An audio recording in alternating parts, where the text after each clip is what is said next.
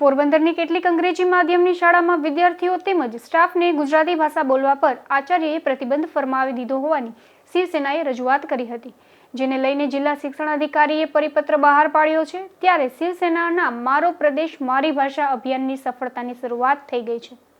પોરબંદરમાં કેટલીક અંગ્રેજી શાળાઓમાં અભ્યાસ માટે વાલીઓ મૂકવાનું પસંદ કરે છે, પરંતુ છેલ્લા થોડા સમયથી અમુક અંગ્રેજી માધ્યમની શાળામાં ક્લાસરૂમમાં વિદ્યાર્થીઓ તથા શિક્ષકોએ ગુજરાતી ભાષાનો પ્રયોગ કરવા પર પ્રતિબંધ ફરમાવી દીધો હોવાની ચર્ચા જાગી હતી।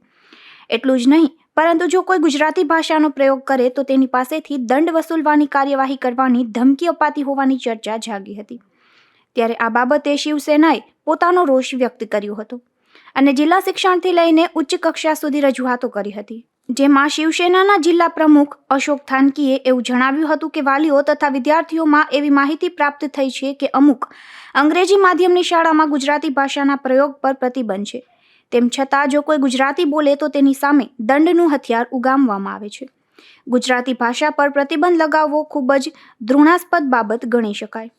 આથી જવાબદાર પ્રિન્સિપલ સહિતનાઓ સામે યોગ્ય કાર્યવાહી કરવામાં આવે અને ગુજરાતી વિદ્યાર્થીઓ તથા સ્ટાફને અંગ્રેજી ભાષાની ગુલામીમાંથી મુક્ત કરી ગુજરાતી બોલવાની છૂટ આપવામાં આવે તેવી માંગ કરી હતી। ત્યારબાદ શિવસેનાના રાજ્ય પ્રભારી જીમીભાઈ અડવાણીના માર્ગદર્શનમાં અશોકભાઈ થાનકી, નેહાબેન ઓડેદરા અને ચિરાગ કારિયા સહિતની ટીમ શિક્ષણ મંત્રી કુબેરભાઈ ડિંડોરને રૂબરૂ મળી હતી અને આ બાબતે ઉગ્ર રજૂઆતો કરી સૌરાષ્ટ્ર સહિત રાજ્યમાં કેટલીક અંગ્રેજી માધ્યમની શાળાઓ મનમાની કરી ગુજરાતી ભાષા પર પ્રતિબંધ ફરમાવતી હોવાની રજૂઆત કરી હતી। ત્યારબાદ જિલ્લા પ્રમુખ અશોકભાઈ થાનકીના નેતૃત્વમાં અને રાજ્ય પ્રભારી જીમીભાઈ અડવાણીના માર્ગદર્શનમાં સમગ્ર સૌરાષ્ટ્રમાં ગુજરાતી ભાષાના સંવર્ધન માટે મારી ભાષા મારો દેશ અભિયાન ચલાવવામાં આવી રહ્યું છે, જેને સફળતા મળવાની શરૂઆત થઈ ગઈ હોય તેમ આ બાબતે જિલ્લા શિક્ષણ અધિકારી કણસાગરાએ એક પરિપત્ર જાહેર કરી ગુજરાતી ભાષા પર પ્રતિબંધ મૂકનારી શાળા સામે કડક કાર્યવાહીની જાહેરાત કરી છે।